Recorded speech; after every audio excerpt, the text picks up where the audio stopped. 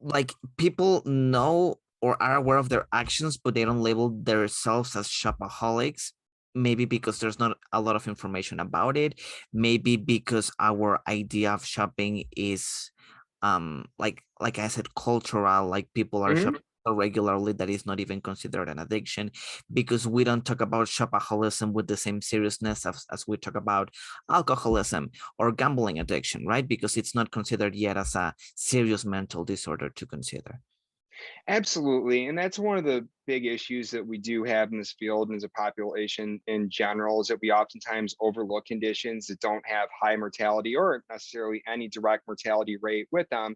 Say, okay, there are bigger issues that we need to focus upon. So this isn't as big of a deal and it can go on the back burner. But the other thing that we have to think about is the way that society is set up.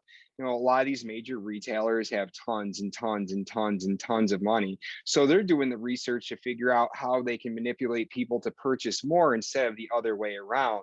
So when we have better marketing strategies coming out and hardly any research going into shopping addiction, people aren't fully aware of what the issue is. As you were saying, from a cultural standpoint, keep in mind, different fads, different trends are going on, whether it's specific to your culture or your subculture. Take a look at the way things have changed throughout the various decades, the 80s, 90s, zeros, tens, now in the 20s. These are constantly changing. And we talk about the concept of keeping up with the Joneses, if you will. We're always trying to fit in. We want to be the trendy one because what we have, the way we look, our style, and so on, it really does make a big impression on other people. And we try to say that we're not materialistic. We don't live in a materialistic world. However, let's be real with this. Social psychology tells us that we are. And this doesn't even make you a bad person because you are materialistic in different types of ways. That's just the way that we're socially programmed, the way we relate to one another, the way that we show who we are. So this is a big piece that's ingrained to us with who we are as people.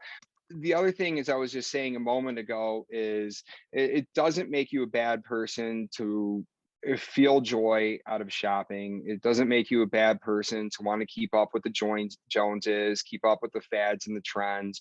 And when it comes down to it, when we face shopping addiction or any other type of mental health condition, whether it's something diagnosable or not, an addiction, people want to believe that they are normal. They don't want to believe that something is wrong with them. And the way that our brains are wired, our minds will play so many tricks with us to convince us that we're normal and what we're doing is not a problem.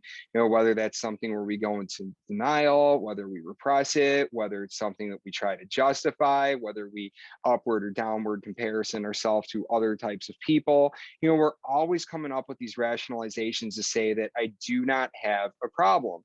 Oh, well, I'm only $1,000 in debt. It's not that big of a deal. I'll make it back. Oh, well, it's now $10,000. I can make that off in 6 months.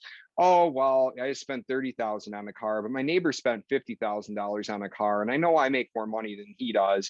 These types of things. We're constantly trying to rationalize what it is that we're doing. So when we take a look at ourselves, unless we do have a true, unfiltered introspection into ourselves, where we can get to that awareness honestly with what's going on, more often than not, we continue to have the problem, or we need to rely on other people who are actually observing us in our everyday lives, or speaking to a professional, of course, to step in and say, okay, what you're doing right now is a problem. It is excessive. Let's work on this together to be able to get to a better place.